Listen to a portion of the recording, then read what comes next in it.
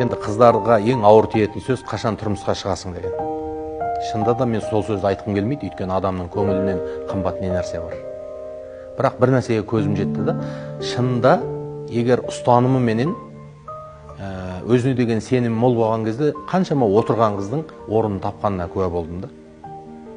Ал енді сенімін жоғалтып алған кезде және Құдайға деген дұғасы әлсіреп кеткен кезде бүгін ертең мен өтпегенде кім өтеді деген қыздың да жолы болмай қалғанына куә болдық та.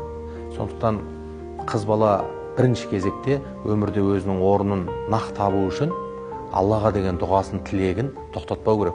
Ол тек қана бір күйеу сұрау үшін, бір үйдің келіні болу үшін ғана емес, жалпы Алла маған қажет болған, осы сәтте менің жүрегімде, тәнімде сұраныс болып тұрған, өзің білетін сырларыма жауап берші, я Рабби деп Аллаға жалынып жалбарынғанда, Алла міндетті түрде оған керек адамын жібереді. Екінші нәрсе не?